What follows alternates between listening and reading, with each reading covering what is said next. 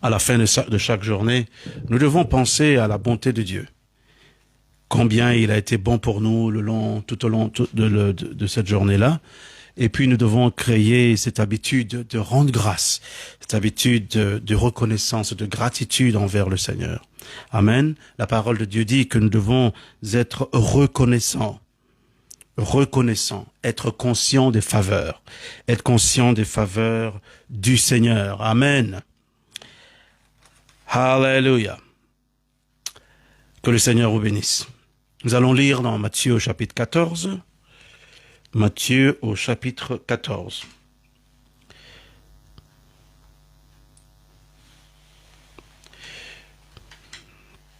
Matthieu 14, et je vais lire à partir du verset 22 jusqu'au verset 33. Du verset 22 au verset 33. Le message d'aujourd'hui est intitulé « Garde tes yeux sur Jésus ». Garde tes yeux sur Jésus. Dis avec moi « Garde tes yeux sur Jésus ». Ou si tu es avec quelqu'un, dis à cette personne « Garde tes yeux sur Jésus ». Amen. Nous lisons donc dans Matthieu au chapitre 14, du verset 22 au verset 33. Aussitôt après, il obligea les disciples à monter dans la barque et à passer avant lui de l'autre côté pendant qu'il renverrait la foule. Quand il l'eut renvoyé, il monta sur la montagne pour prier à l'écart. Et comme le soir était venu, il était là seul. La barque, déjà au milieu de la mer, était battue par les flots, car le vent était contraire. Verset 25. À la 4e veille de la nuit, Jésus alla vers eux, marchant sur la mer. Quand les disciples le virent marcher sur la mer, ils furent troublés et dirent « C'est un fantôme !» Et dans leur frayeur, ils poussèrent des cris. Jésus leur dit aussitôt « Rassurez-vous, c'est moi, n'ayez pas peur. » Pierre lui répondit, « Seigneur, si c'est toi, ordonne que j'aille vers toi sur les eaux. » Et il dit, « Viens. » Pierre sortit de la barque et marcha sur les eaux pour aller vers Jésus. Mais voyant que le vent était fort, il eut peur et, comme il commençait à enfoncer, il s'écria, « Seigneur, sauve-moi !» Aussitôt Jésus étendit la main, le saisit et lui dit, « Homme de peu de foi, pourquoi as-tu douté ?» Et ils montèrent dans la barque, et le vent cessa. Ceux qui étaient dans la barque vinrent se prosterner devant Jésus et dire, « Tu es véritablement le Fils de Dieu. Tu es véritablement le Fils de Dieu. » Alléluia.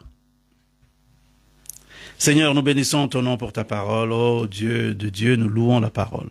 Merci de nous parler aujourd'hui. Merci de nous ouvrir les yeux afin que nous contemplions les merveilles de ta loi.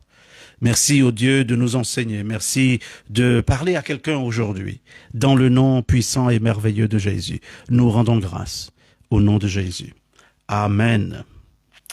Amen. Mais c'est un passage de l'Écriture, un passage de la vie de notre Seigneur Jésus-Christ et bien entendu des miracles qu'il a accomplis. Et ici, il y a un miracle notoire. Jésus a marché sur les eaux.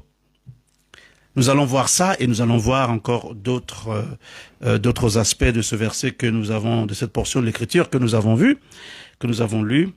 Et nous prions que le Seigneur nous parle. Donc ouvrez vos cœurs et puis recevez la parole avec moi. Amen. Alléluia.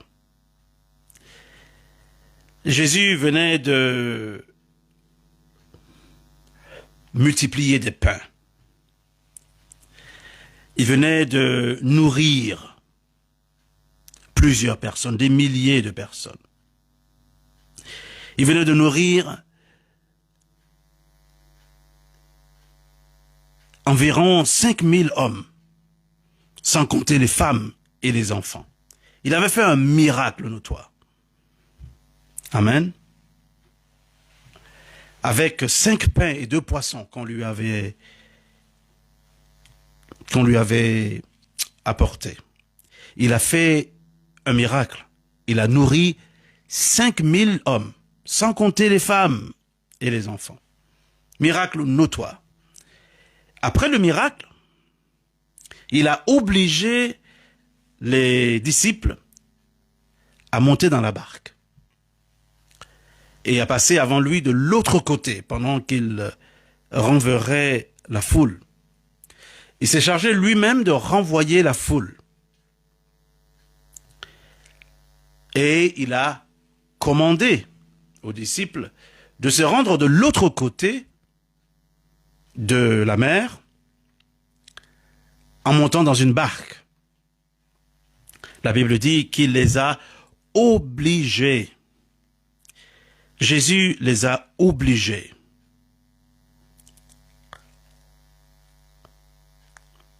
Il les a obligés. Après un si grand miracle, Jésus oblige les disciples, les apôtres, ceux qui étaient avec lui.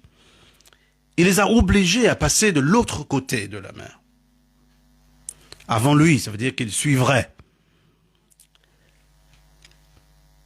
Mais il les a obligés à faire 2 choses. Il les a obligés à monter dans la barque, premièrement, et il les a obligés à passer de l'autre côté. Il les a obligés. Le terme qui est utilisé ici, c'est le terme anagkazo. Et le terme veut dire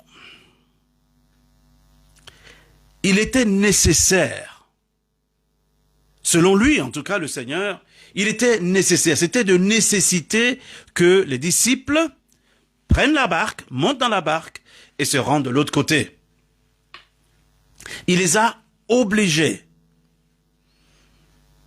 Le terme anagkazo. Alléluia. C'était donc une nécessité pour le Seigneur, parce que le terme qui est utilisé veut dire forcer. Ça veut dire également de nécessité. Donc quelque part, nous croyons que le Seigneur avait un plan particulier. Il était nécessaire que les disciples montent dans la barque et que les disciples se rendent de l'autre côté avant que le Seigneur lui-même n'arrive de l'autre côté. Mais comment est-ce qu'il allait arriver de l'autre côté? La Bible, en tout cas dans ses premiers versets, ne nous explique pas. C'est seulement vers le milieu de la portion d'écriture que nous venons de lire que nous comprenons que Jésus allait lui-même se rendre de l'autre côté, mais cette fois-ci, pas dans une barque, mais en marchant sur les eaux. Les disciples, eux, devaient se rendre de l'autre côté en montant dans une barque. Jésus allait se rendre de l'autre côté en allant vers eux, mais en marchant sur les eaux, sur la mer. Alléluia. Pendant qu'il renvoyait la multitude qui avait mangé les 5 pains et les 2 poissons, les disciples, eux, devaient prendre la barque et se rendre de l'autre côté. Après avoir renvoyé la multitude, Jésus est monté sur la montagne pour prier. Donc, il renvoie la foule. Pendant ce temps, les disciples sont dans une barque et ils vont de l'autre côté. Lui, il monte sur la montagne pour prier. La Bible dit que, au verset 24, la barque déjà était au milieu de la mer. Elle était battue par les flots. Elle était battue par les flots. La Bible dit que la barque était battue. C'est un terme qui veut dire la barque était torturée, elle était malmenée. Elle était vexée gravement par les eaux. La barque était battue par les flots. Remarquez que les flots n'étaient rendus possibles que à cause du vent qui venait soulever les vagues. C'est le vent qui venait soulever les vagues. C'est le vent, parce que sans le vent, bien entendu, les eaux seraient calmes. Mais le vent contribuait à rendre les eaux, les flots, contraires et puis menaçants pour la barque, et donc pour ceux qui étaient dans la barque. La barque, déjà au milieu de la mer, était battue par les flots, car le vent était contraire. Le vent était contraire. Le vent s'opposait en quelque sorte à leur avancement vers la destination que le Seigneur avait décidé, que la destination que le Seigneur avait établie. Les disciples se rendaient de l'autre côté de la mer, dans une barque. La Bible dit clairement ici que le vent était contraire. Le vent était contraire. Le vent était contraire. Contraire à leur avancement. Et donc, le vent entrait dans les eaux, produisait des flots, et les flots battaient la barque dans laquelle les disciples se trouvaient. Mais pendant ce temps, le Seigneur était sur la montagne en train de prier. Je suis sûr que le Seigneur priait pour les disciples. Je suis sûr que le Seigneur priait pour eux. Parce qu'il voyait lui-même la situation de la montagne. Il voyait certainement la barque malmenée par les eaux. La Bible dit qu'il était monté pour prier. C'est une chose que d'avoir un frère un tel ou sœur une telle prier pour moi ou prier pour vous. Mais quand le Seigneur lui-même prie pour vous, il y a une grande différence qui est faite. Il a renvoyé la foule. Ensuite, il est monté prier. Et à la 4e veille de la nuit, Jésus alla vers eux marchant sur la mer. La 4e veille. Vous savez que en ce temps-là, bien entendu, les Juifs avaient divisé la nuit en quelques veilles, c'est-à-dire des veilles de plusieurs heures.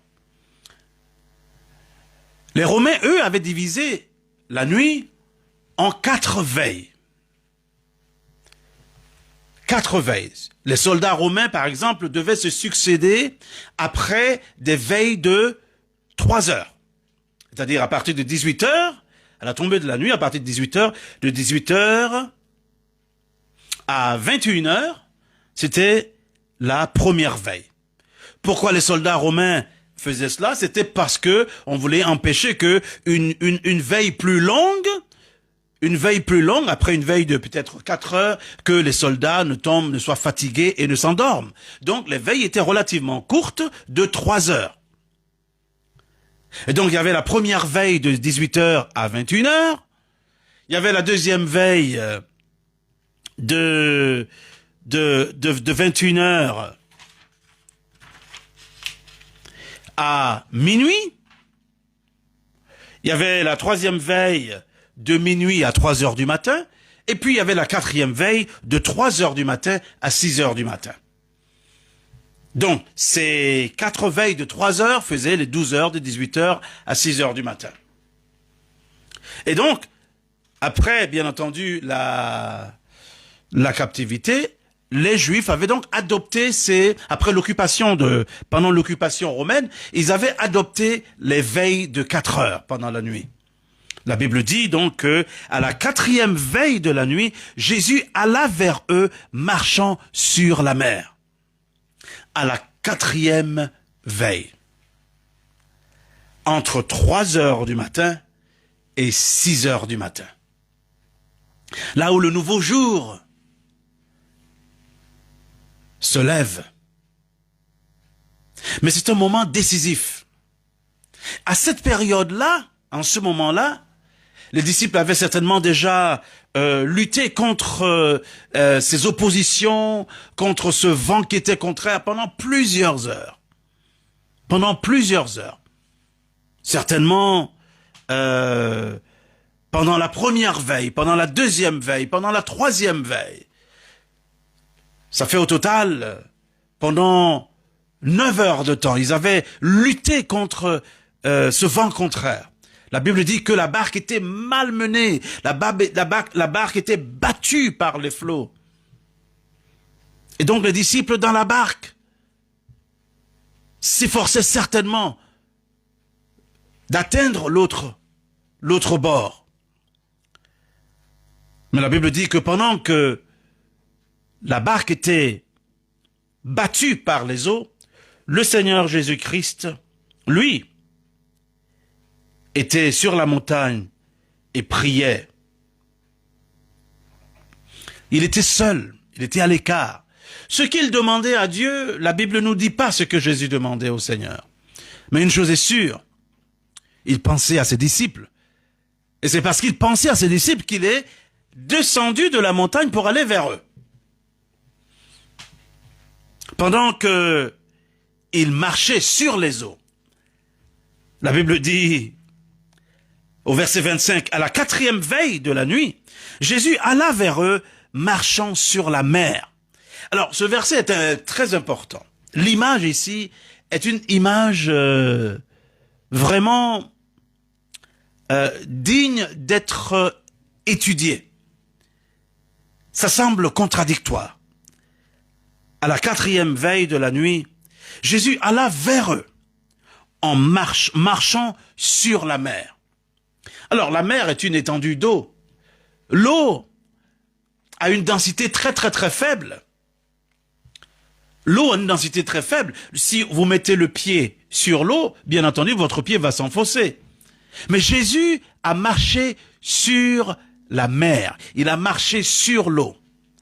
Et c'est comme si... C'est un miracle, en fait.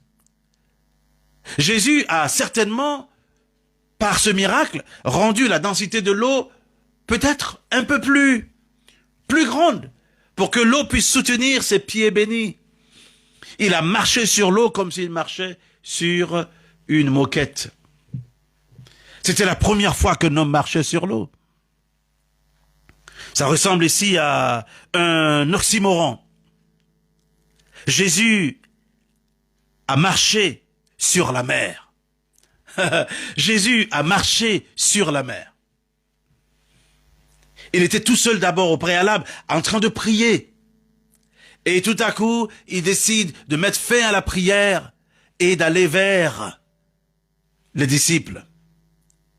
Certainement que Jésus, parlant à son Père, était interrompu par un besoin humain. Il a mis fin à la prière et il est allé vers les disciples en marchant sur la mer. Les disciples étaient dans une barque. La barque était malmenée par les flots de la mer. Et Jésus marchait sur la mer, comme pour dire qu'il était maître de la mer. Il marchait sur les eaux de la mer qui causaient un problème à ses disciples. Je parle à quelqu'un cet après-midi. Jésus est maître de la situation qui te cause du chagrin. Dis Amen. Jésus est maître de la situation qui te cause du chagrin. Il marchait sur les eaux. Lui, il marchait sur les eaux. L'eau qui normalement, dont la densité est très faible, cette eau-là, le Seigneur marchait sur l'eau, comme s'il marchait sur une moquette. Alors que c'était cette même eau de la mer qui posait des problèmes aux disciples. Jésus marchait sur ce qui leur posait un problème, ce qui leur posait du chagrin. Le Seigneur est maître. Le Seigneur Jésus-Christ est maître de toute situation. La Bible dit dans Hébreux, au chapitre 1, que Jésus, le Christ, soutient toutes choses par sa parole puissante. Amen. Il soutient toutes choses par sa parole puissante. Jésus soutient toute chose par sa parole puissante. Il soutient toute chose par sa parole puissante. Ici, il marchait sur la mer. Il marchait sur l'eau. Jamais on avait entendu parler de quelqu'un qui avait marché sur l'eau. L'eau qui, en ce moment, la mer qui était un problème qui causait du chagrin aux disciples.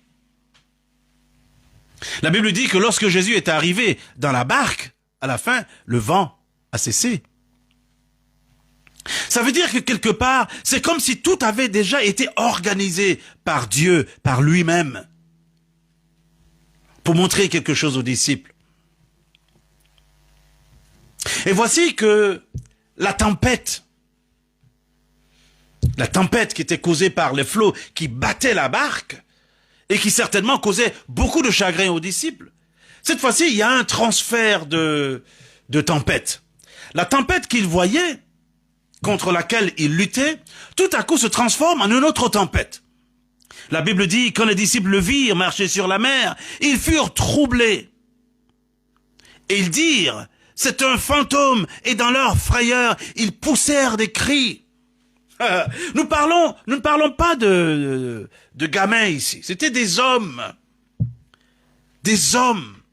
Peut-être parmi eux, il y avait Jean le bien-aimé, qui était le plus jeune, mais c'était des hommes. Des hommes qui, au milieu de la mer, qui battaient, dont les flots battaient la barque, tout à coup, là, il y a une nouvelle tempête qui se lève. Mais cette fois-ci, c'est dans leurs émotions, dans leurs âmes, dans leur cœur. La peur s'est emparée d'eux maintenant. C'est quelque chose que de lutter contre quelque chose de physique. Mais lorsque quelque chose de spirituel vient s'ajouter, quelque chose que vous ne comprenez pas, c'est une chose que de lutter contre la mer. Mais quand à la mer vient s'ajouter un fantôme, alors là, c'est grave. Un fantôme qui n'est pas immobile, mais un fantôme qui marche et qui vient vers vous, peut-être même contre vous. Du moins, c'est ce qu'ils croyaient. Il y avait deux tempêtes cette fois-ci. La tempête physique causée par les flots qui battaient la barque. Et la deuxième tempête, cette fois-ci, d'un fantôme qui s'approchait d'eux. La mer n'était pas un territoire, leur territoire. Leur territoire, c'est la terre ferme. Ils étaient sur un territoire étranger, la mer. Maintenant, en plus de la mer, il y a un fantôme qui s'approche d'eux. Il y a quelque chose qu'ils ne comprennent pas. Si on n'arrive pas à régler le problème physique, comment est-ce qu'on peut régler le problème spirituel? Comment est-ce qu'on peut on n'arrive pas à régler la mer, les flots de la mer qui battent notre barque. Comment est-ce qu'on peut régler un fantôme qui s'approche de nous? La situation est grave. La situation est grave. Ils ne comprennent pas ce qui se passe. C'est un fantôme. La Bible dit que ces hommes, dans leur frayeur, ils poussèrent des cris. Dans leur frayeur, ils poussaient des cris. Je n'exagère en rien, c'est écrit. Dans leur frayeur, ils poussèrent des cris.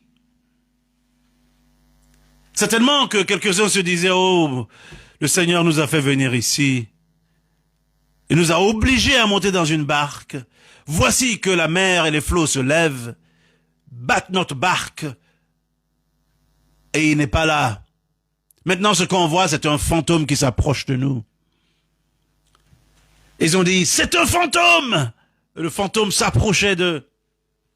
Traverses-tu une situation en ce moment que tu ne comprends pas? Pour toi, c'est un fantôme.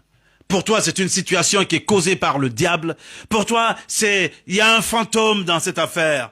Là, je ne maîtrise pas. Et tu commences à pousser des cris parce que la situation est grave. Les amis,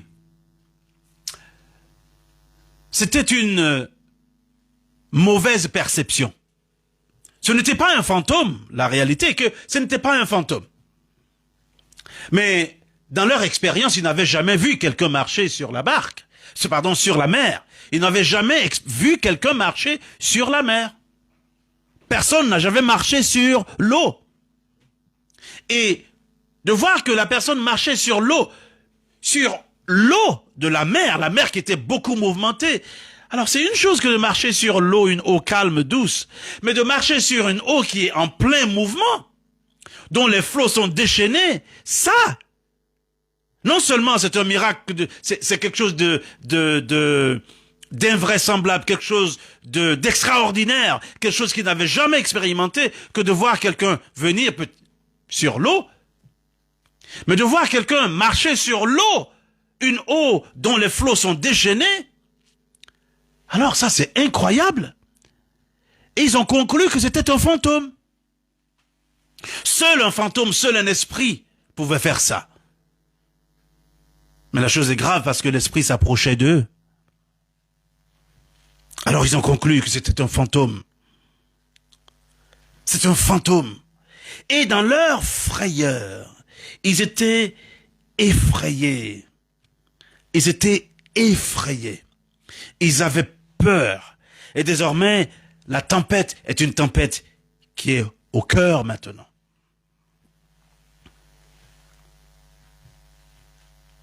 Ils poussèrent des cris. Ils poussèrent des cris. À l'aide, au secours! Au secours! Au secours! À l'aide! Et le Seigneur leur a parlé. Il leur a dit au verset 27, « Rassurez-vous, c'est moi, n'ayez pas peur. » C'est parce qu'ils avaient vraiment peur. Le Seigneur leur dit, « C'est moi, n'ayez pas peur. » Je m'adresse à quelqu'un ce matin, ou cet après-midi. Tu traverses une situation que tu ne comprends pas. Et comme si ce n'était pas assez, il y a une autre situation qui s'ajoute et elle ressemble à un fantôme. Le Seigneur te dit, quelle que soit la situation, n'aie pas peur. N'aie pas peur. Le Seigneur n'a pas oublié ses disciples. Il a arrêté la prière et il est venu vers eux.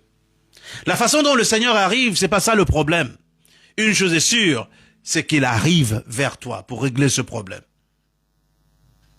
Il y a beaucoup de situations dans nos vies que nous percevons mal.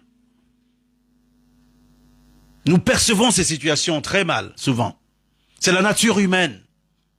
Vous voyez, quelque chose se passe, et puis automatiquement, on pense à quelque chose de négatif. Telle personne est malade, on pense immédiatement à la mort. Quelque chose ne va pas, on pense au pire. C'est la nature humaine. C'est la nature humaine. Ici, ils ont vu quelque chose qu'ils ne maîtrisaient pas, ils ont pensé, c'est un fantôme, nous sommes perdus. Ce fantôme s'approche de nous. Qu'est-ce qui va nous arriver? Mais je suis là pour dire à quelqu'un, quelle que soit la situation, le Seigneur, interrompu par un besoin humain, vient vers toi. Dis Amen. Le Seigneur vient vers toi. En cette fin d'année, il y a l'incertitude de lendemain. On espère, on prie que cette année finisse bien et que la nouvelle année vienne avec beaucoup de joie. Mais il y a de l'incertitude.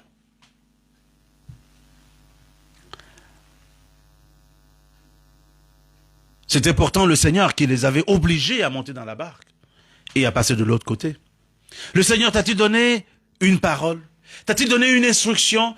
Va et fais ceci. Le Seigneur m'a-t-il donné une instruction? Va et fais ceci, réalise ceci pour moi. Et puis, il y a de l'incertitude parce que je ne sais pas ce qui va se passer.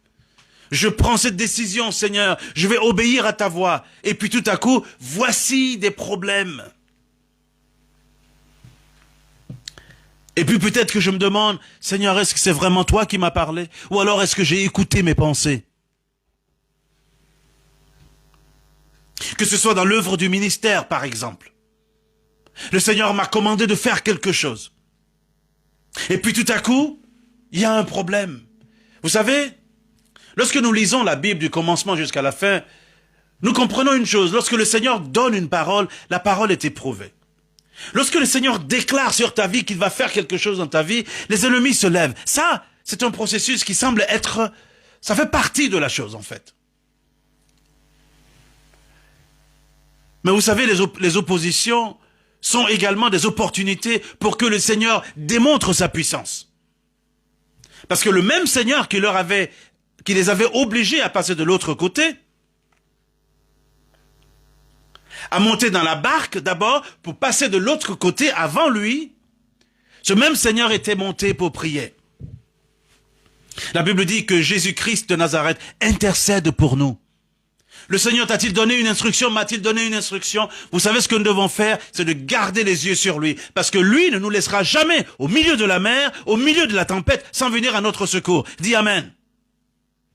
Je suis convaincu que le Seigneur qui du ciel intercède pour nous ne peut pas nous donner une instruction et puis nous laisser tout seuls au milieu des tempêtes sans intervenir. S'il faut qu'il marche sur la mer, il marchera sur la mer pour venir à notre secours. Dis Amen. Il marchera sur la mer des situations, des incertitudes, des problèmes pour venir à notre secours. Il n'a pas besoin de barque pour venir à notre secours. Il n'a pas besoin d'aller au port pour louer une barque ou bien une pirogue pour venir à notre secours. Il marchera sur ce qui nous pose des problèmes. Le Seigneur marchera sur la situation elle-même pour venir à notre secours. C'est cette situation qui pose des problèmes là que le Seigneur utilisera pour venir à notre secours. La Bible dit que le Seigneur ne nous donnera pas plus que ce que nous pouvons supporter. Mais avec la tentation elle-même, il trouvera un moyen d'en sortir. Le Seigneur utilisera la même situation pour venir à ton secours parce qu'il ne nous a pas oubliés et il ne t'a pas oublié. La Bible dit que le Seigneur nous a gravés dans sa main. Alléluia. Il nous a gravés dans sa main. Il t'a gravé dans sa main. Il t'a gravé dans sa main. Alléluia.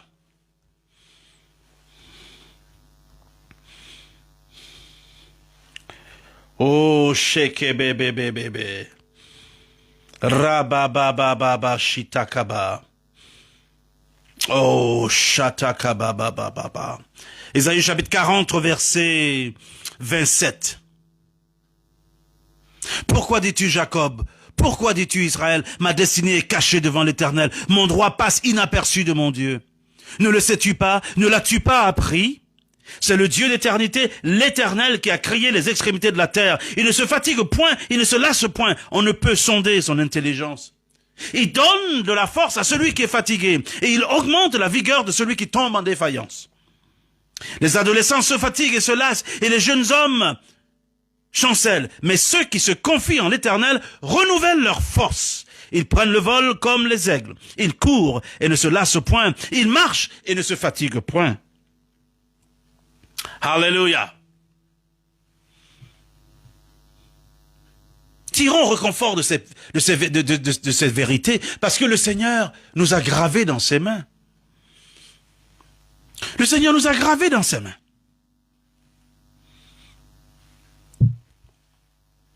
Le Seigneur nous a gravés dans ses mains. Le Seigneur ne nous a pas oubliés.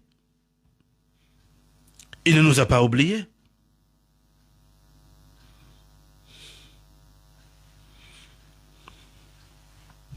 Il ne nous a pas oubliés. Et il a le pouvoir de nous délivrer de cette situation. Il utilisera la situation elle-même pour venir à ton secours. Mais il marchera sur la situation qui te pose des problèmes. Il marchera sur la situation parce qu'il est maître de cette situation-là. Dis Amen.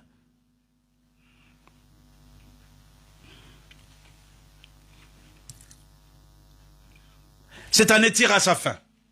Peut-être que ça fait plusieurs mois ou plusieurs semaines que tu traverses une situation difficile et tu te dis, je ne sais pas comment cette année va finir. Je ne sais pas. Je suis là pour te dire que le Seigneur utilisera cette situation-là pour venir à ton aide et te délivrer de cette situation. Parce qu'il est maître de cette situation. Dis Amen. Je prophétise au nom de Jésus-Christ de Nazareth que le Seigneur marche sur cette situation pour venir à ton aide. Il est maître. Il est maître de l'univers. Son nom, c'est Jésus de Nazareth.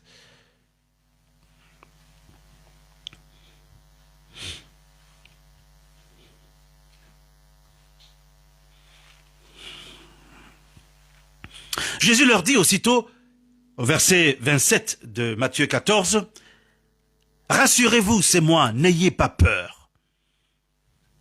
Ensuite, comme dans la deuxième partie de cette histoire, Pierre, au verset 28, lui répondit, « Seigneur, si c'est toi, ordonne que j'aille vers toi sur les eaux. » Alors, leurs craintes ont déjà maintenant été assouvies. En ce moment, ils n'ont plus peur parce que le Seigneur leur a dit, c'est moi. C'est moi. Donc, les amis qui sont, donc les disciples, n'ont plus peur. Ils sont rassurés. Ah, ce n'est pas un fantôme, c'est le Seigneur. Notre Seigneur. Celui qui nous aime. Cette fois-ci, il y a une confiance maintenant qu'ils ont regagné. Pierre a regagné confiance, ainsi que les autres. Alors Pierre, zélé, dit à Jésus, au Seigneur, « Seigneur, si c'est toi,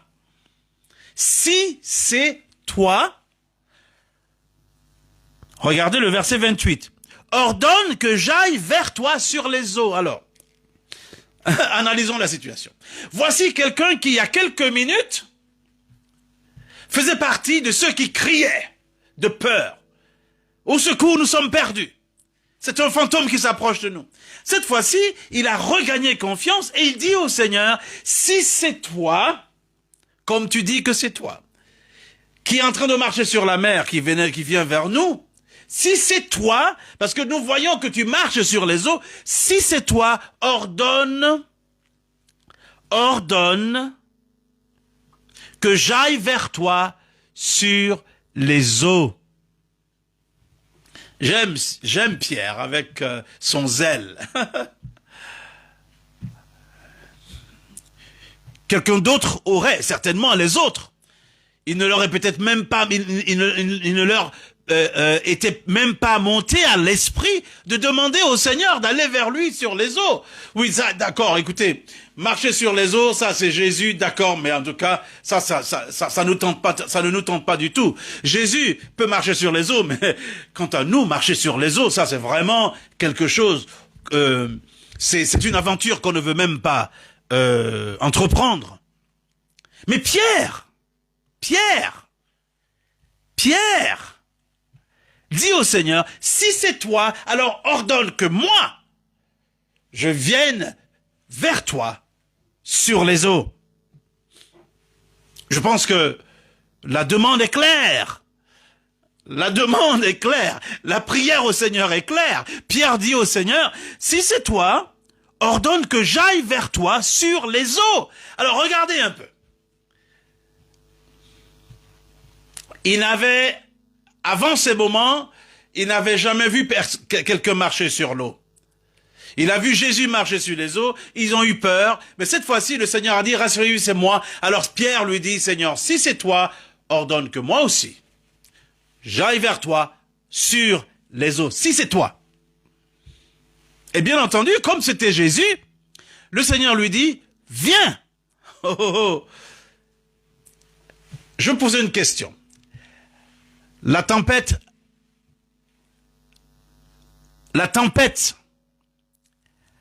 est-elle calmée? Est-ce que la tempête a-t-elle été calmée? Non. Les flots battaient toujours les vagues, battaient toujours la barque. La tempête battait toujours son cours. Le vent était toujours contraire. Mais Pierre a dit, Seigneur, si c'est toi, ordonne que j'aille vers toi. La Bible dit que Pierre est sorti de la barque. Alors les amis, regardons, Pierre est sorti de la barque. Les vents étaient toujours contraires. Les flots battaient toujours la mer. Mais Pierre, oh là là, Pierre est sorti de la barque. La Bible dit que Pierre a commencé à marcher sur les eaux comme Jésus. Pierre est sorti de la barque, a commencé à marcher sur les eaux. La Bible dit clairement, il dit, viens. Pierre sortit de la barque et marcha sur les eaux pour aller vers Jésus. Alléluia.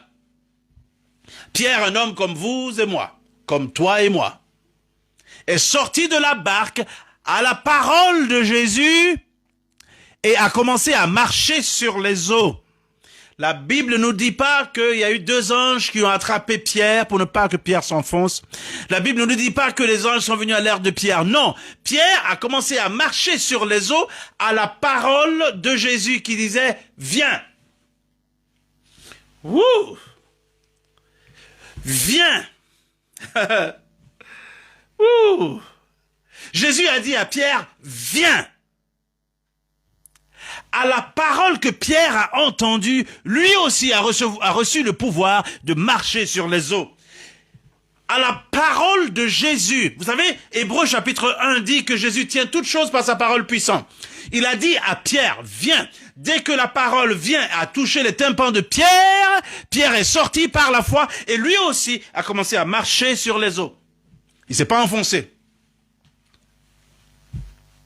Il a marché pour aller vers Jésus. Il a marché pour aller vers Jésus. Alors analysons un peu la situation. Pierre, qui t'a dit, ou alors qui t'a demandé, qui t'a poussé à faire cette prière? Qui t'a poussé à demander à Jésus de t'ordonner d'aller vers lui sur les eaux? Pierre vous dirait, je ne sais pas, j'ai eu ça à cœur, et donc je lui ai demandé. Et j'ai commencé à marcher sur les eaux. Il y a quelque chose dans la parole de Jésus. La parole de Jésus, lorsqu'il vous adresse cette parole et que vous la saisissez avec foi, tout à coup, vous êtes transformé. Vous vous tenez sur sa parole et l'impossible devient possible.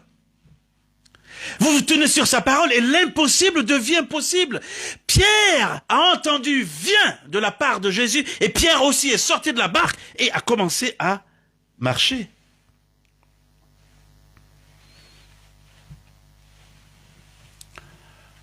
C'est vrai que il y a eu un moment vers la fin de avant la crucifixion, que Pierre avait renié le Seigneur, il avait eu très peur. Mais là encore, le Seigneur voulait le délivrer de quelque chose. Mais vous savez que plus tard, lorsque le Seigneur était ressuscité et monté aux cieux, c'était Pierre et Jean qui, devant à la porte, la belle du temple, lorsque l'homme qui avait été paralytique de naissance leur demandait de l'argent, leur demandait l'aumône. Pierre et Jean, c'est Pierre et Jean qui ont dit, regarde-nous, or et argent, nous n'en avons pas, mais ce que nous avons, nous te le donnons au nom de Jésus-Christ de Nazareth, lève-toi et marche. Ce Pierre est celui qui avait expérimenté la parole de Jésus qui lui disait, viens, il s'est sorti de la barque, a marché sur l'eau. Il a marché sur l'eau. Même si c'était pour quelques minutes ou quelques secondes, il a marché sur l'eau. Moi, je n'ai jamais marché sur l'eau. Lorsque je verrai Pierre un jour au ciel, je lui demanderai, Pierre, mais dis-donc, quel était le sentiment quand tu marchais sur l'eau? Je lui demanderai. Ça ressemble à quoi? Qu'est-ce que tu as senti sous tes pieds quand tu marchais sur l'eau? Est-ce que tu as senti vraiment les roulements de l'eau sous tes pieds? Comment ça se passait? Je vais lui demander ça un jour, quand je le verrai. Bien entendu, je demanderai au Seigneur, Seigneur, toi tu as marché sur l'eau pendant longtemps. Dis-moi un peu, qu'est-ce qui s'est passé? Sous tes pieds, c'était comment? Ça, c'est une question que je vais poser au Seigneur après. Mais Pierre a marché sur l'eau, les amis, à la parole de Jésus. Et puis, tout à coup, pendant qu'il marchait, la Bible nous dit que pendant que Pierre marchait sur l'eau, verset 30, mais voyant que le vent était fort, en anglais on dit, when he saw that the wind was boisterous, quand le vent était fort, c'est-à-dire fort, menaçant, un vent qui pratiquement troublait par sa force. C'est pas une force positive, c'était une force qui le défiait en fait.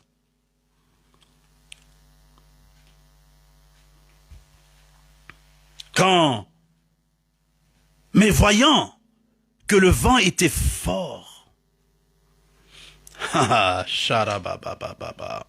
Reteke bebebebebo, sharabababa. Rababababa, shandaba. Reteke sakababababa. Rebebobobobobo, sherebe. Ouf.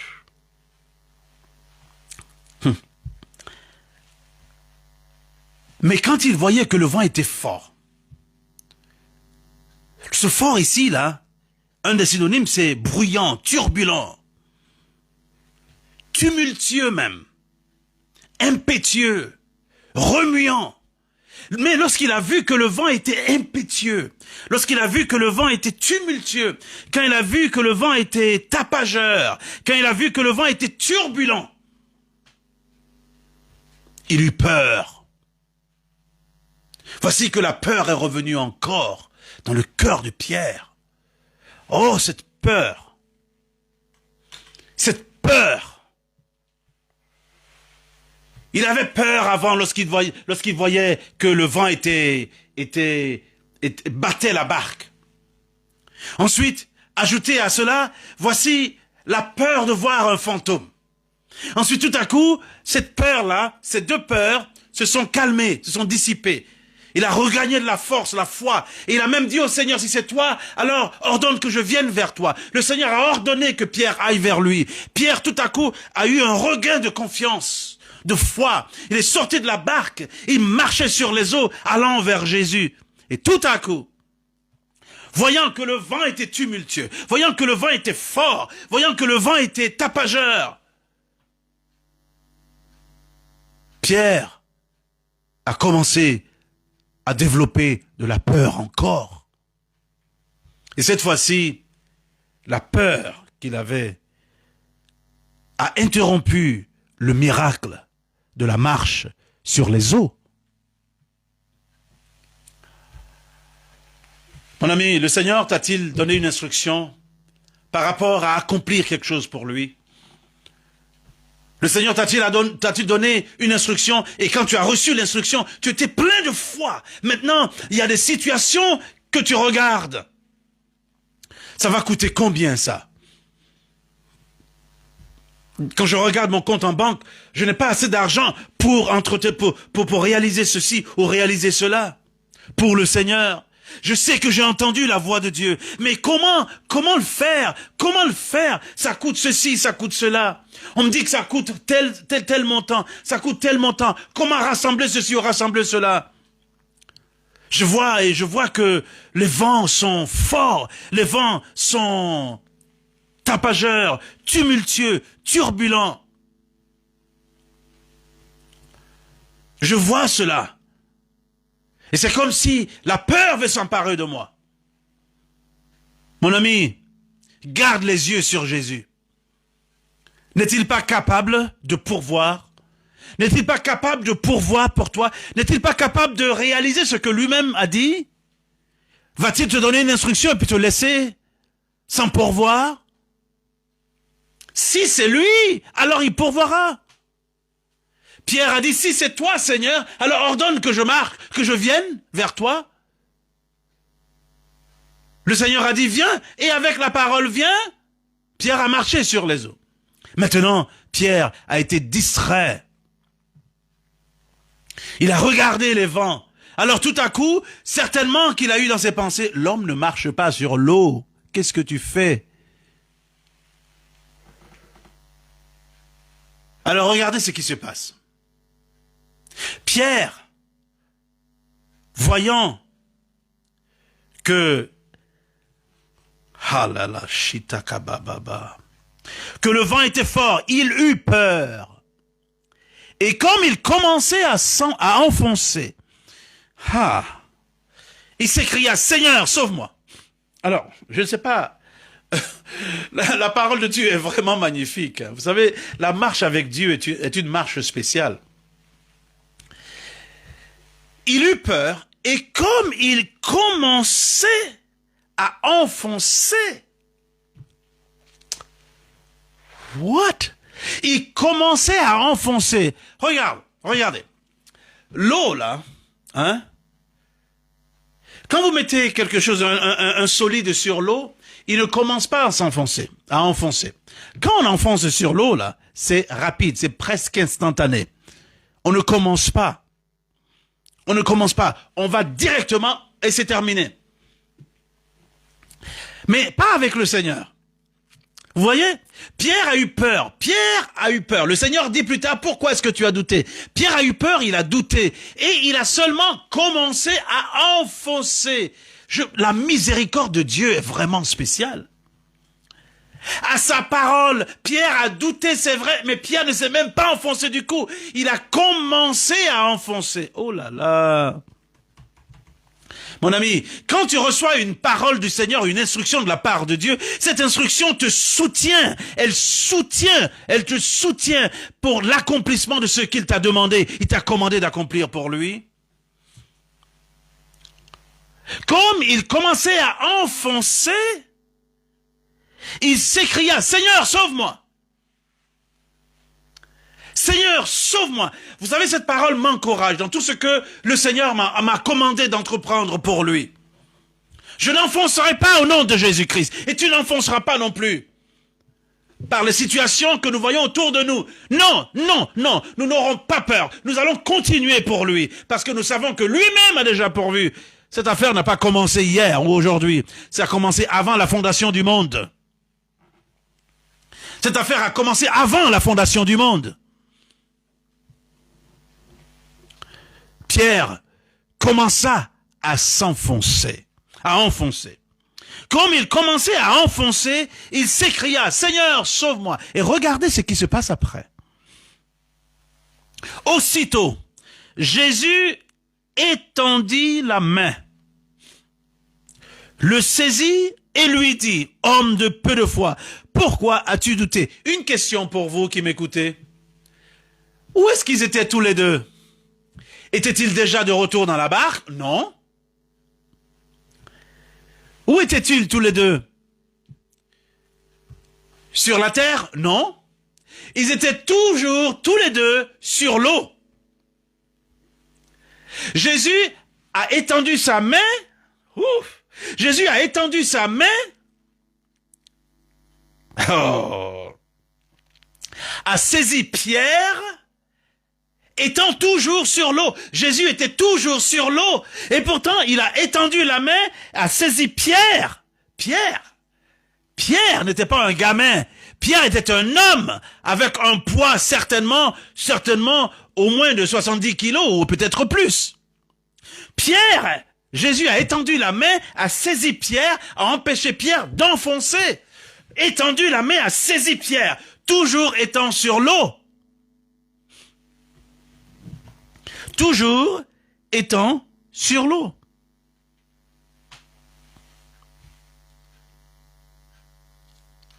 Il lui dit, pourquoi as-tu douté? Et ils montèrent dans la barque et le vent cessa. Certainement que lorsque Jésus a étendu la main, a saisi Pierre, Pierre ne n'enfonçait plus, puisque Jésus était là maintenant, à côté. Et donc certainement que les deux sont retournés à la barque. Parce qu'ils sont retournés à la barque. Jésus a sauvé Pierre étant toujours sur l'eau. Jésus n'a pas dit, Pierre, moi aussi je m'enfonce. Non, non, non. Jésus a dit, la Bible dit que Jésus a étendu la main, a empêché Pierre d'enfoncer, étant toujours sur l'eau. Et ensuite, le verset suivant, et ils montèrent dans la barque, et le vent cessa. Cette fois-ci, Jésus n'a même pas réprimé le vent. Dès qu'ils sont montés dans la barque, le vent a cessé. Le vent qui causait tous ces problèmes-là, le vent qui faisait que les flots s'agitaient pour battre la barque. Je suis là pour te dire, mon ami, que si tu gardes les yeux sur Jésus, Jésus accomplira sa parole. Regardons un peu quelques versets. Hébreux, au chapitre 12. La parole de Dieu est vraie. Verset 1. Nous donc aussi, puisque nous sommes environnés d'une si grande nuée de témoins, rejetons tout fardeau et le péché qui nous enveloppe si facilement, et courons avec persévérance dans la carrière qui nous est ouverte. Verset 2, ayant les regards sur Jésus, le chef et le consommateur de la foi, qui, en vue de la joie qui lui était réservée, a souffert la croix, méprisé l'ignominie, et s'est assis à la droite du trône de Dieu. Les yeux, fixons les regards sur Jésus. Les regards sur Jésus.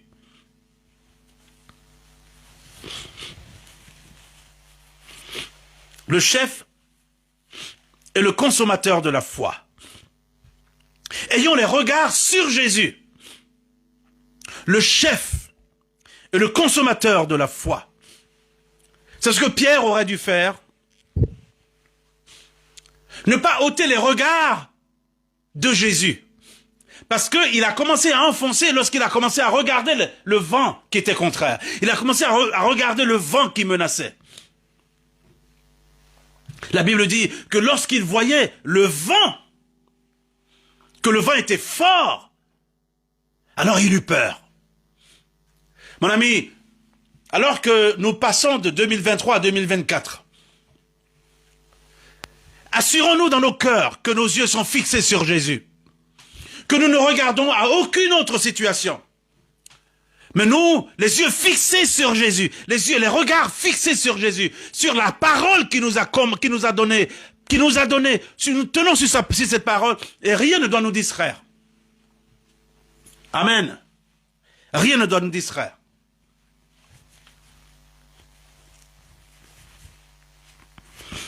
Alléluia.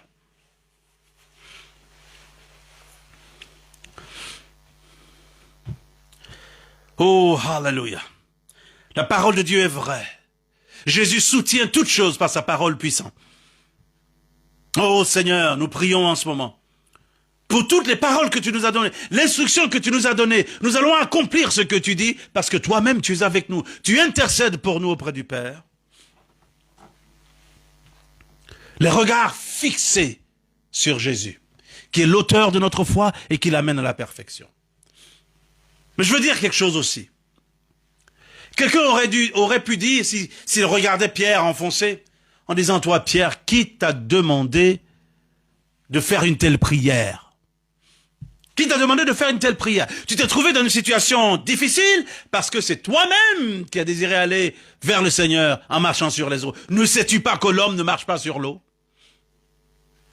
D'accord, Jésus, le Fils de Dieu, peut le faire, mais toi, tu es comme nous. Voilà, toi-même, ton désir t'a mis dans des problèmes. Regardez, la parole de Dieu dit dans... Je vous dis le verset. Dans Philippiens au chapitre 2, je vais lire le verset 13. Je vais lire les versets 12 et 13.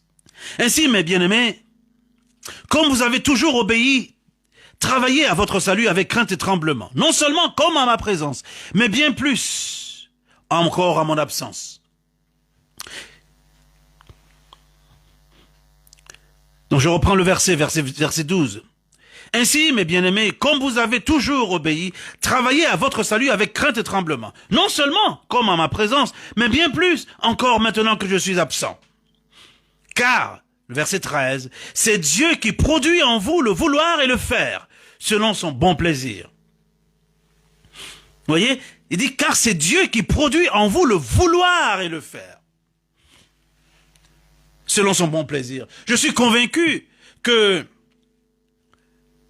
Pierre a eu un désir dans son cœur et c'était Dieu qui avait mis ce désir dans le cœur de Pierre pour aller vers Jésus, pour lui demander de lui ordonner d'aller vers lui, Jésus.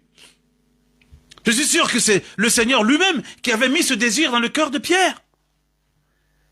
Puisque c'est Dieu qui opère en nous le vouloir et le faire. Nous n'aurions pas aujourd'hui cette parole d'encouragement dans la parole de Dieu si Pierre n'avait pas demandé ça au Seigneur. Mais c'est Dieu lui-même qui accomplit le vouloir en nous et le faire en nous. Oui, Dieu travaille avec notre désir. Dieu nous a donné une instruction. Il te donne une instruction, fais ceci pour moi. Instruction claire. Et tout à coup, il y a une joie avec l'instruction de Dieu, la paix avec l'instruction de Dieu. C'est Dieu qui opère en nous le vouloir et le faire. Le vouloir et le faire. Le vouloir et le faire. Dis Amen. Maintenant, pour ce qu'il t'a commandé de réaliser pour lui, tu as besoin de lui. Sa parole est suffisante. Mais garde les yeux sur lui. Garde les yeux sur Jésus. Vous savez, quand le Seigneur a secouru Pierre, il lui a posé une question. Mais c'est une question rhétorique. Il dit, homme de peu de foi, pourquoi as-tu douté? Le doute a interrompu sa marche vers Jésus, sa marche miraculeuse vers Jésus. Et le doute avait été causé par le mauvais regard, par la mauvaise cible. Il avait regardé ce qu'il ne fallait pas qu'il regarde.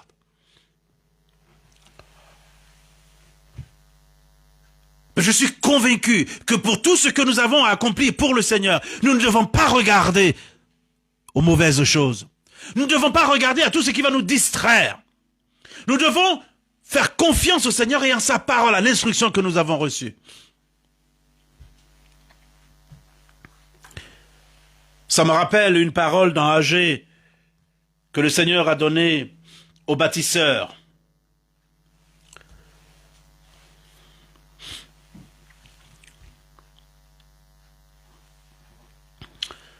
Oh! Dans Agé au chapitre 2,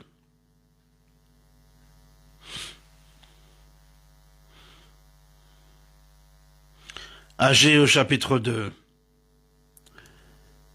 à partir du verset 3, il dit, « Quel est parmi vous le survivant qui ait vu cette maison dans sa gloire première? Et comment la voyez-vous maintenant, telle qu'elle est? Ne paraît-elle pas comme rien à vos yeux?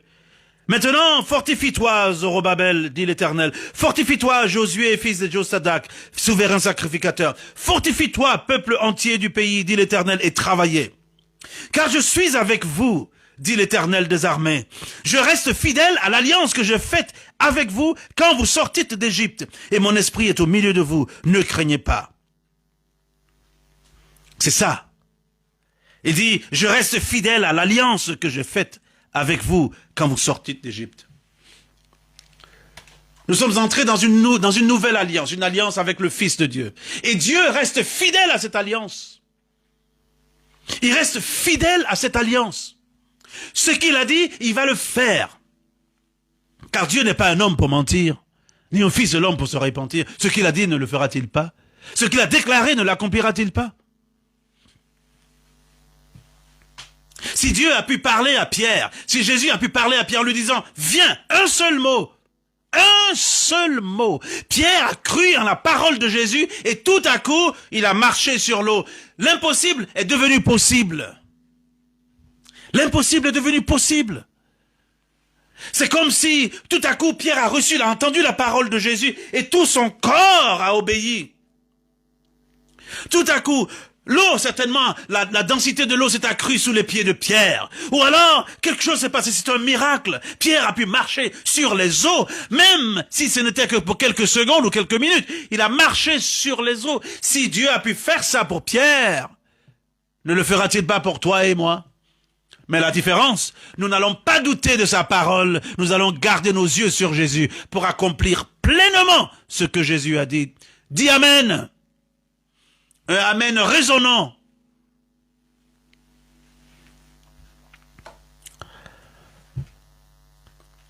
Notre Dieu est fidèle. À Zorobabel, il a dit dans Agé chapitre 2, verset 6. Car ainsi parle l'Éternel des armées, encore un peu de temps, j'ébranlerai les cieux et la terre, la mer et le sec. J'ébranlerai toutes les nations. Les trésors de toutes les nations viendront, et je remplirai de gloire cette maison, dit l'Éternel des armées. L'argent est à moi et l'or est à moi, dit l'Éternel des armées. Je suis là pour t'annoncer la parole de Dieu. La parole que le Seigneur t'a donnée, l'instruction qu'il t'a donnée, si elle est venue de lui, elle est venue de lui. Lui-même se chargera que son œuvre se fasse pleinement dans le nom de Jésus-Christ de Nazareth. Si tu reçois cette parole aujourd'hui, dis Amen. Un Amen résonnant. Si tu reçois cette parole, dis un Amen résonnant. Parce que, à la fin de cette année, dans quelques heures, la nouvelle année qui commence, nous déclarons que ce que Dieu a dit, il va l'accomplir en 2024. Il va l'accomplir même avant la fin de l'année, mais il va l'accomplir en 2024.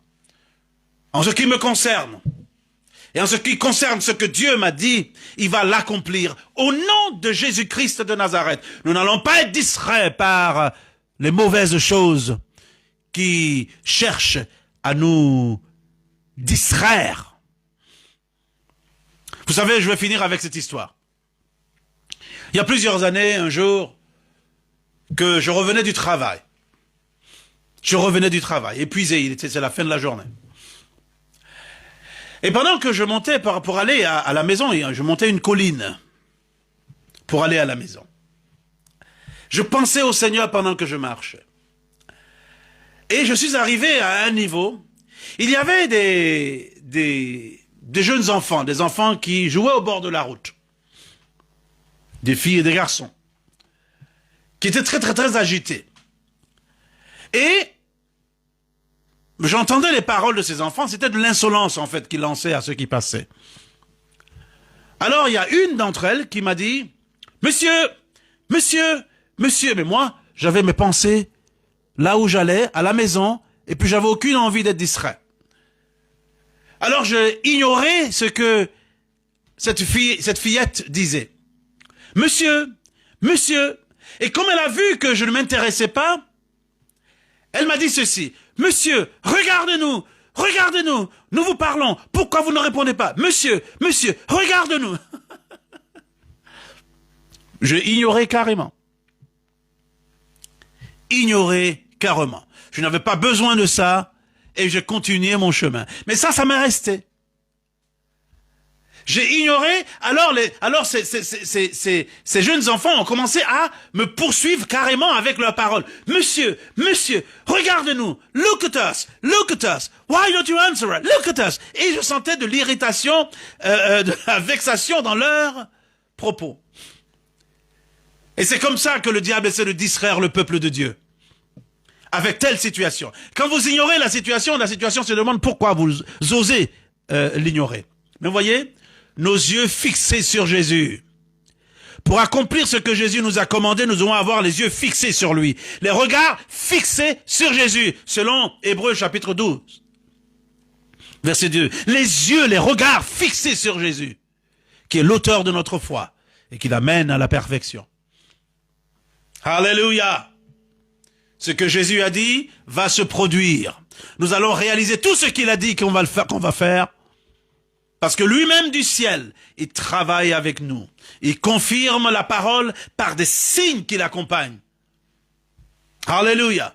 Seigneur, nous te rendons grâce pour ta parole. Nous bénissons ta parole. Nous bénissons ta parole. Nous bénissons ta parole. Alléluia. Et nous te bénissons. Toi qui soutiens toutes choses par ta parole puissante, soutiens toutes choses dans nos vies par ta parole puissante.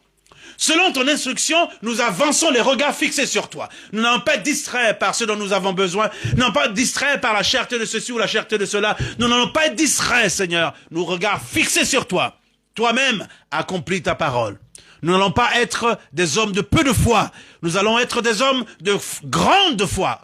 Au nom de Jésus de Nazareth. Car la foi, c'est la ferme assurance des choses qu'on espère. C'est la démonstration de celles qu'on ne voit pas. Par elle, les anciens ont obtenu un bon témoignage. Seigneur, ta parole dit, or sans la foi, il est impossible de plaire à Dieu. Que celui qui s'approche de Dieu croit que Dieu existe et qui récompense celui qui le cherche. Merci d'accomplir ta parole dans nos vies. Dans le nom de Jésus de Nazareth. Nous ne voulons pas finir notre direct aujourd'hui sans donner l'opportunité à quelqu'un de faire de Jésus ton Seigneur, son Seigneur et son Sauveur. Le même Jésus qui a calmé la mer, le même Jésus qui a saisi Pierre pour ne pas que Pierre enfonce dans la mer. Ce même Jésus est là, qui a les bras grands ouverts pour t'accueillir. Si toi, tu veux l'accueillir dans ton cœur comme ton Seigneur et ton Sauveur. Prie avec moi, mais sois sincère. Qu'il sauve ton âme et qu'il te donne la vie éternelle. Dis avec moi, Seigneur Jésus, je crois que tu es le Fils de Dieu. Je crois que tu es mort pour moi et que tu es ressuscité d'entre les morts. Je crois dans mon cœur que tu es le Fils de Dieu. Pardonne-moi mes péchés, je me répands de mes péchés. Et j'ouvre la porte de mon cœur, viens, je t'accepte comme mon Seigneur et mon Sauveur. Sauve mon âme. Maintenant, je déclare que je suis né de nouveau dans mon âme aujourd'hui. Aide-moi à marcher avec toi, Seigneur, tous les jours de ma vie, pour le reste de mes jours. Au nom de Jésus. Amen. Seigneur notre Dieu, pour tous ceux qui ont prié, nous te prions en ce moment. Dans le nom de Jésus, nous scellons cette prière. Nous scellons leur salut. Nous prions que tu t'occupes d'eux, que tu les gardes et que tu les fasses grandir dans la foi en toi, dans le nom merveilleux de Jésus. Amen. On va lever la main droite pour recevoir la bénédiction. Alléluia. On va recevoir la bénédiction. Alléluia. Merci Seigneur. Levez la main droite.